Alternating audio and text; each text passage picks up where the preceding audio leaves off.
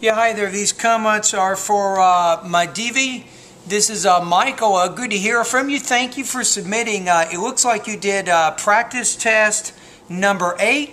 And the question is, students at universities often have a choice of places to live.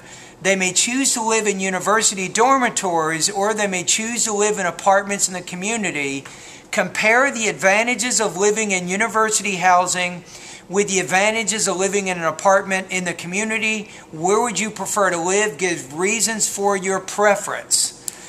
Okay, you're getting better in the sense that I think on this one you're actually developing your ideas more. You're giving more examples to help support your generalizations. That's good. Grammar, vocabulary, not perfect, but I think you're doing a little better.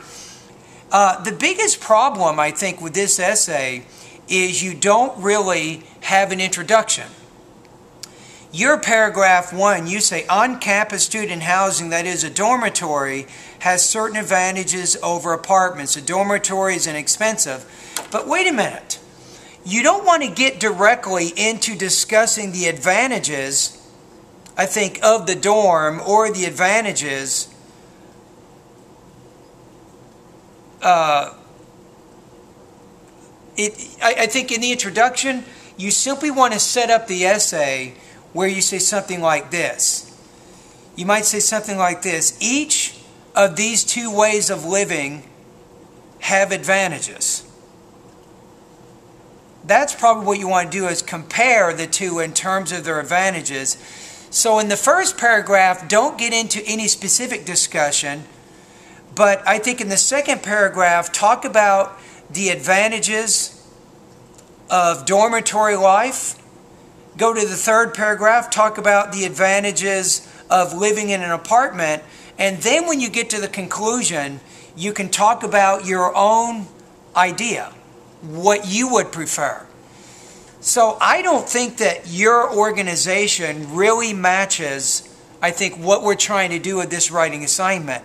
You got into what's called the disadvantages and the advantages, it looks like, of dormitory life. That's not really what the question's asking. The question is asking you to compare the advantages of the two types of living and then get to your own opinion. So I don't think that your organization has actually answered the question. So you're having difficulty with the first basic rule regarding writing, is you must answer the question. You have to make sure you directly answer the question, no more, no less. So because you haven't really done that, the rest of your essay is going to have trouble. But still, it's good writing. So I'm gonna give you, just for good humor here, I'm going to say you're 3.5 out of 5. But I think if you had directly answered the question, you would have gone at least 4.0 to maybe even 4.5 out of 5 on this particular writing task. All right, so these are the comments for your independent writing task, practice test 8 at the 7-step system to pass the TOEFL iBT.